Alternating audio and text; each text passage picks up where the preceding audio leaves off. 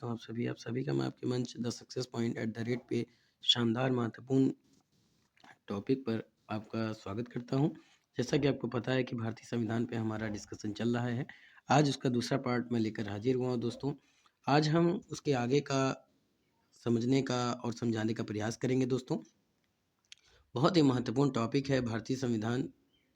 इसमें से 101% क्वेश्चन आते ही आते हैं दोस्तों, चाहे वो किसी भी कॉम्पिटिटिव एग्जाम में हो, चाहे वो यूपीएससी हो, यूपीपीएससी हो या अदर कोई कॉम्पिटिटिव एग्जाम हो, उन सब के लिए काफ़ी महत्वपूर्ण टॉपिक है। शुरू करने से पहले गुजारिश है कि इस वीडियो को ज़्यादा से ज़्यादा शेयर करें, सब्सक्राइब करें, बेल आइकन ऑन कर दें ताकि नोटिफिकेशन मिलती रहे। The success point at the rate एक ऐसा मंच है दोस्तों जो उन महत्वपूर्ण टॉपिकों और उन महत्वपूर्ण एमसीक्यू क्वेश्चन को आपके बीच में लाता है, जिससे आप ये जान सकें कि आपके एग्ज़ाम टॉप ऑफ व्यू से कौन सा टॉपिक इम्पोर्टेंट है, किस तरह के प्रश्न पूछे जाते हैं, कहाँ से पूछे जाते हैं, कितने पूछे जाते हैं। चलिए शुरू करते हैं आज का टॉपिक, जो कि शानदार सेशन होने वाला है। चलिए शुरू करते हैं। भारतीय संविधान की प्रमुख जो विशेषताएं हैं उसके बारे में देख लेते हैं। सबसे पहले विस्तृत लिखित संविधान के बारे में हम बात करेंगे। तो भारतीय संविधान विश्व के सभी लिखित संविधानों में सबसे विस्तृत है, यानी कि सबसे बड़ा लिखित संविधान है भारतीय संविधान। और भारतीय संविधान के व्यापक और विस्तृत दस्तावेज होने में योगदान देने वाले कई कारक हैं। कैसे? जैसे देश के विशाल विविधता को एकता में समायोजित करने की आवश्यकता, केंद्र और राज्यों दोनों के लिए एक ही संविधान, संविधान सभा में कानूनी विशेषज्ञों और जानकारियों की उपस्थिति। बात समझ आ रही? सबसे विस्तृत लिखित संविधान किसका है? भारत का है। और भारतीय संविधान के व्यापक और विस्तृत दस्तावेज होने में जो योगदान है उसके कई कारक हैं।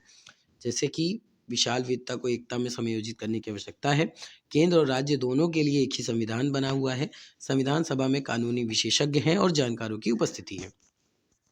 अब देखते हैं विभिन्न स्रोतों से प्रेरित क्या है। जो भारतीय संविधान है वो कौन कौन से स्रोतों से प्रेरित है। तो भारतीय संविधान के अधिकांश प्रावधान 1935 के भारत शासन अधिनियम के साथ साथ विभिन्न अन्य देशों के संविधानों के प्रमुख प्रावधानों संशोधित करके भारतीय परिस्थिति के अनुरूप अपनाया गया है। आगे चलते हैं। अगला जो महत्वपूर्ण टॉपिक है वो प्यारे दोस्तों कठोरता और लचीलेपन का मिश्रण। तो पहला है संविधान को वर्गीकृत किया जाता है। कठोर, इसमें संशोधन के लिए एक विशेष बहुमत की आवश्यकता होती है। और दूसरा है लचीला, इसमें सामान्य बहुमत से संशोधन किया जा सकता है। दूसरा पॉइंट क्या है? भारतीय संविधान ना तो कठोर है ना ही लचीला है, बल्कि दोनों व्यवस्थाओं का एक मिश्रण है। यानी बहुत ही ज़्यादा ना ज़्यादा कठोर है और ना ज़्यादा लचीला है, दोनों की व्यवस्था का एक मिश्रण है। अगला महत्वपूर्ण विशेषता है एकात्मकता के साथ संघीय प्रणाली। इसमें कुछ पॉइंट हैं, उसको देख लेते हैं। तो भारतीय संविधान सरकार की एक संघीय प्रणाली स्थापित करता है और इसमें संघ के सभी सामान्य लक्षण शामिल होते हैं। अगला है, हालांकि इसमें बड़ी संख्या में एकात्मक या गैर संघीय विशेषताएं भी शामिल हैं। अगला है दोस्तों संसदीय शासन प्रणाली। तो भारतीय संविधान में ब्रिटिश संसदीय शासन प्रणाली को अपनाया है। संसदीय प्रणाली विधायी और कार्यकारी अंगों के बीच सहयोग और समन्वय के सिद्धांत पर आधारित है। यानी जो संसदीय प्रणाली है वो विधायिका और कार्यकारी अंगों के बीच सहयोग और समन्वय के सिद्धांत पर आधारित है। आगे क्या है? संसदीय संप्रभुता और न्यायिक सर्वोच्चता का समन्वय। आइए इसके बारे में देख लेते हैं। दोस्तों ये सब इम्पोर्टेंट हैं, ये सब इम्पोर्टेंट पॉइंट हैं, याद रखिएगा, ये इम्पोर्टेंट विशेषताएं हैं। तो भारत में संसदीय संप्रभुता और न्यायिक सर्वोच्चता के बीच समन्वय स्थापित किया गया है। अर्थात भारतीय संविधान में विधि के निर्माण के लिए विधायिका के अधिकार और संवैधानिक सिद्धांतों के आलोक में इन विधियों की समीक्षा और व्याख्या करने के लिए न्यायपालिका की शक्ति के बीच एक संतुलन बनाया गया है। आगे क्या कह रहा है? हालांकि विधि बनाने का जो अंतिम अधिकार है वो संसद को है, न्यायपालिका संविधान के संरक्षक के रूप में कार्य करती है तथा न्यायपालिका द्वारा यह सुनिश्चित किया जाता है कि संसदीय कार्य संवैधानिक मानदंडों के अनुसार हो और मौलिक अधिकारों की रक्षा के अनुरूप हो।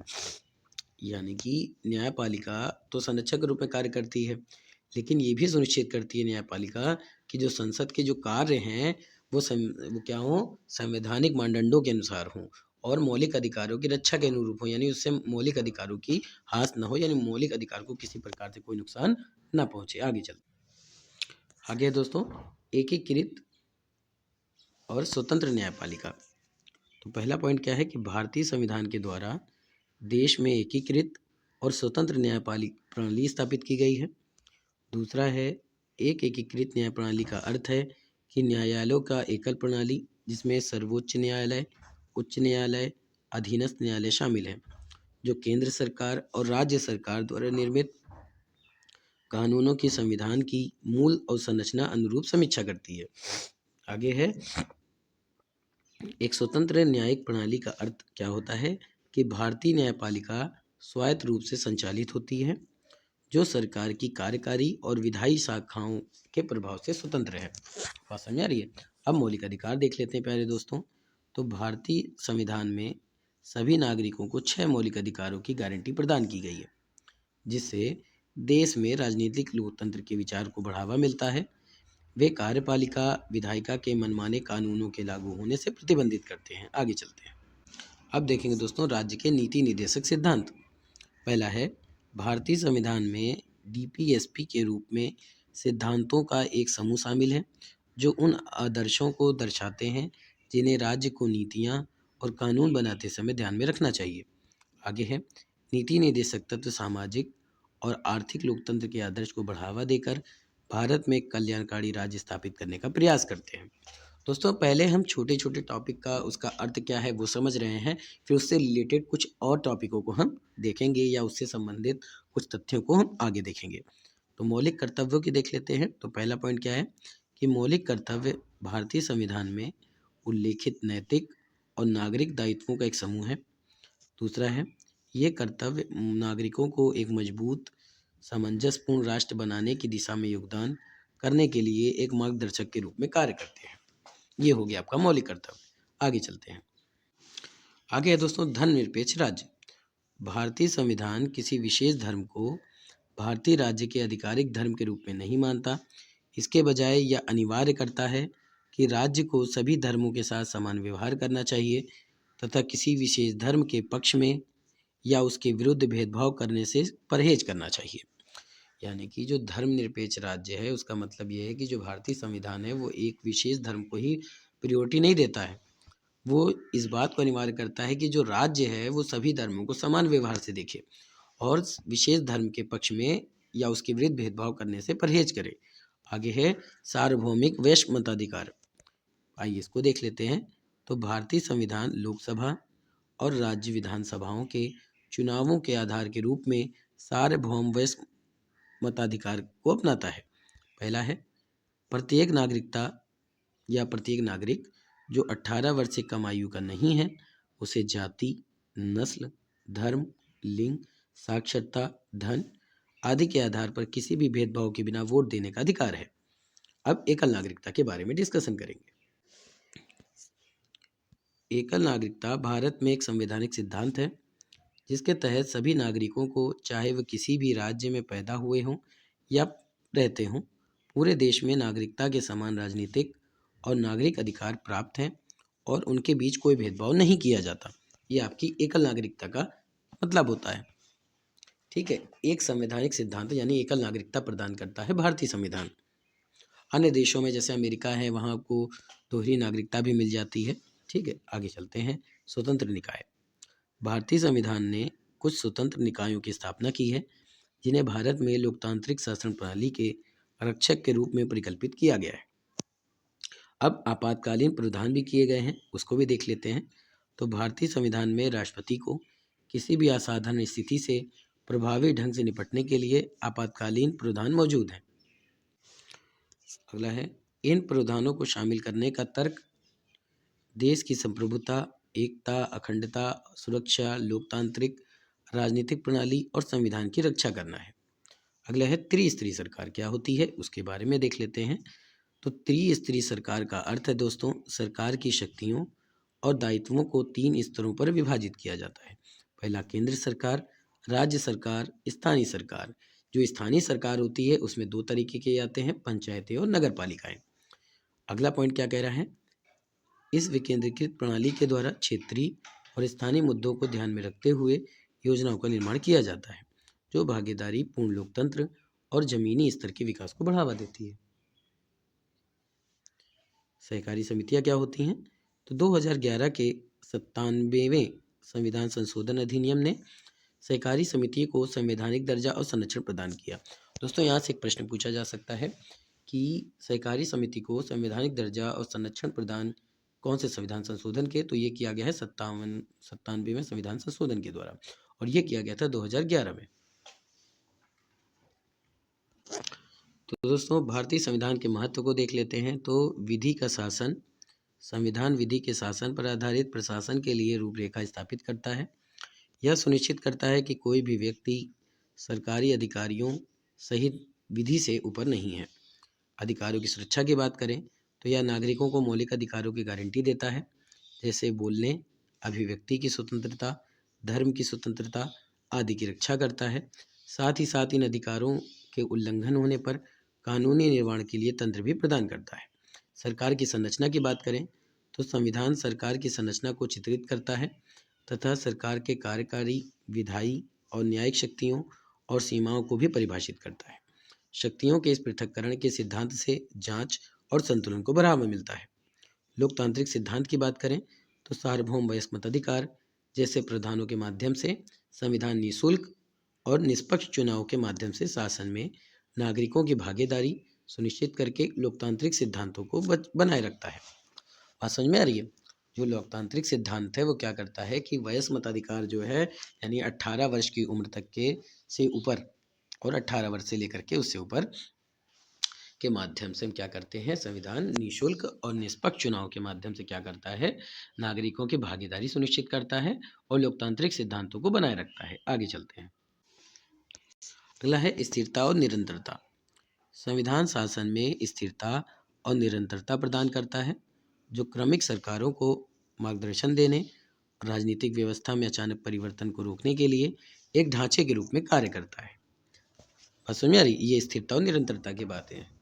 दोस्तों, कुछ टॉपिक को मैं इसलिए बता रहा हूँ कि इससे प्रश्न पूछे जाते हैं, फिर ये ना हो कि कोई पॉइंट छूट गया है, इसलिए मैं हर पॉइंट को लेकर चलता हूँ जिससे आपके एग्जाम के लिए सहायता मिल सके। आगे चलते हैं।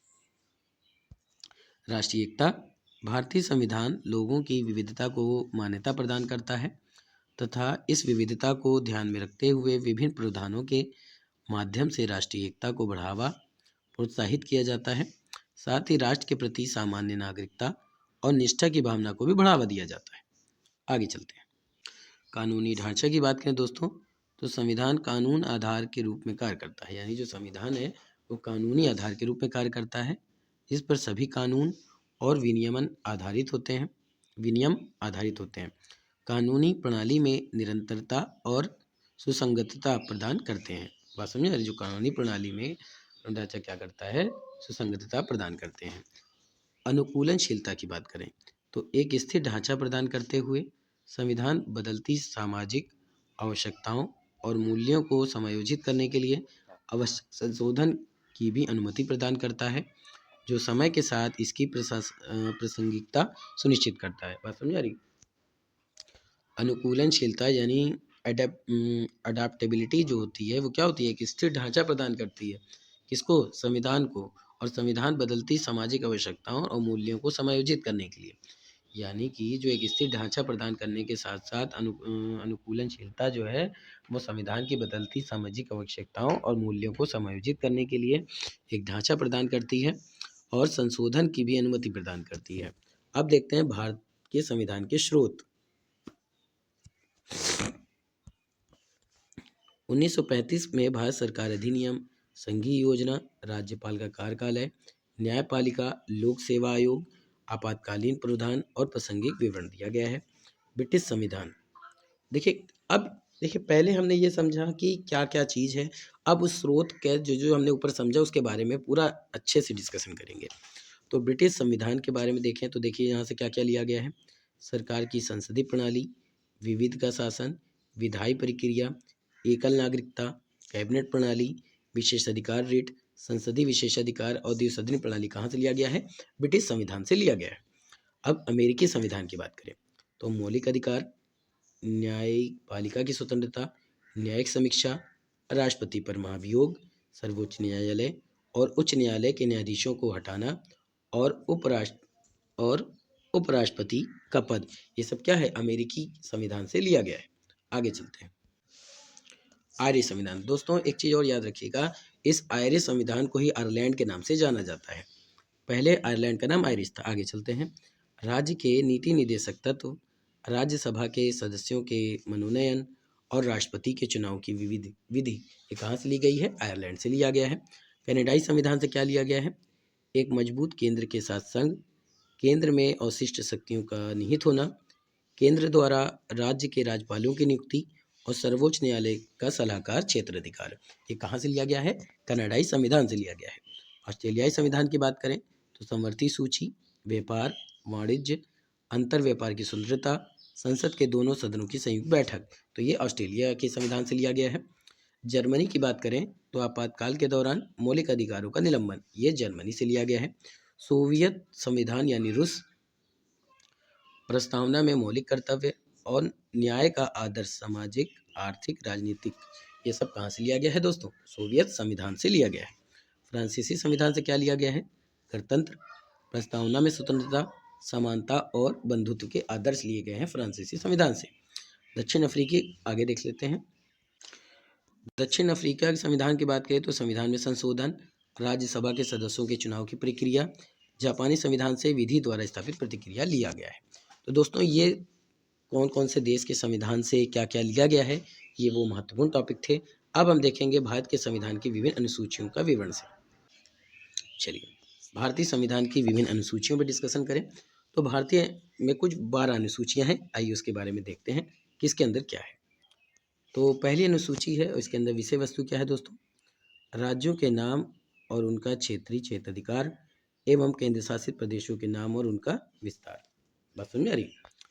अनुसूची दूसरे में जो दिया गया है वो परिलब्धियां दिया गया हुआ है, भत्ते, विशेष अधिकार आदि से संबंधित प्रावधान किस में दिया गया है, अनुसूची 2 में दिया गया है। और इसका जो विवरण है वो क्या है कि यह अनुसूची विभिन्न संवैधानिक पदाधिकारियों जैसे राष्ट्रपति, उपराष्ट्रपति, राज्यपाल आदि के वेतन का विवरण प्रस्तुत करता है। यानी इसमें जो भत्ते के बारे में बात की जा रही है, जो परिलब्धियां यानी कि उपलब्धियां या पद के बारे में बात की जा रही है या विशेष अधिकार की बात की जा रही है दोस्तों, ये सब किसके बारे में बात की जा रही है, आपके उपराष्ट्रपति, राष्ट्रपति, राज्यपाल के वेतन और विवरण के बारे में। आइए आगे देखते हैं। अनुसूची 3 क्या कहती है, शपथ और परिज्ञान के प्रपत्र से संबंधित है। विवरण क्या है कि यह अनुसूची विभिन्न संवैधानिक गणमान्य व्यक्तियों जैसे सांसदों, विधायकों, सर्वोच्च न्यायालय के न्यायाधीशों आदि के लिए शपथ और प्रतिज्ञान के प्रपत्र प्रदान करती है। अनुसूची 4 क्या कहती है, राज्यसभा में सीटों का आवंटन। इसका जो विवरण है वो क्या है, यह अनुसूची राज्यों, केंद्र शासित प्रदेशों में राज्यसभा, राज्यों की परिषद की सीटों का आवंटन निर्धारित करती है। आगे चलते हैं दोस्तों। अनुसूची 5 क्या कहती है, अनुसूचित क्षेत्रों और अनुसूचित जनजातियों के प्रशासन और नियंत्रण के संबंध में प्रावधान करती है। अनुसूची 6 है, असम, मेघालय, त्रिपुरा, मिजोरम राज्यों में जनजातीय क्षेत्रों के प्रशासन के संबंध में प्रावधान करती है। दोस्तों यहाँ से एक प्रश्न पूछा जा सकता है कि कौन कौन से जो जिले हैं या कौन कौन से राज्य हैं जहाँ से ये अनुसूची 6 लागू होती है, तो वो है दोस्तों असम, मेघालय, त्रिपुरा और मिजोरम। अब 7 पे चलते हैं। संघ सूची, राज्य सूची और समवर्ती सूची के अनुसार दिए गए हैं, यानी चर्चा की गई है आपके 7वें अनुसूची में। और इसमें वर्तमान में संघ सूची में 100 विषय हैं दोस्तों और मूल रूप से 91 हैं, राज्य सूची में 61 है। आगे चलते हैं। संघ और राज्यों के बीच शक्तियों का विभाजन भी करता है जो 7वां है और मूल रूप से 66 विषय हैं। समवर्ती सूची में 52 विषय में से मूल रूप से 47 विषय। अब अनुसूची 8 की बात करें तो संविधान द्वारा मान्यता प्राप्त भाषाएं किसमें है, अनुसूची 8 में बात की गई है। मूल रूप से इसमें 14 भाषाएं थी, लेकिन वर्तमान में 22 भाषाएं जैसे असमिया, बंगाली, बोडो, गुजराती, हिंदी आदि भी शामिल की गई है। अब अनुसूची 9 की बात करें तो संविधान द्वारा मान्यता प्राप्त भाषाएं, इसमें भी 9 में मूल रूप से इसमें 14 भाषाएं थीं, लेकिन वर्तमान में 22 भाषाएं हैं जैसे असमिया, बंगाली, गुजराती, हिंदी। दोस्तों यहाँ से ये गलत हो गया है, मैं इसके लिए आपसे माफ़ी चाहता हूँ। देखिए अनुसूची 9 का संबंध जो है प्यारे दोस्तों, चलिए दोस्तों आगे डिस्कशन करते हैं। 2 बार रिपीट हो गया था उसको, इसलिए मैंने उसको डिलीट कर दिया है। आगे चलते हैं। अनुसूची 9 की बात करें दोस्तों, तो यह अधिनियम राज्य विधानसभाओं के उन अधिनियमों और विनियमों से संबंधित है जो भूमि सुधार, जमींदारी प्रथा के उन्मूलन से जुड़े हैं, जबकि संसद अन्य मामलों से संबंधित है। ये किसमें? अनुसूची 9 में बात की गई है। और यह अनुसूची 1951 के प्रथम संशोधन अधिनियम द्वारा जोड़ी गई थी, जो उन कानूनों को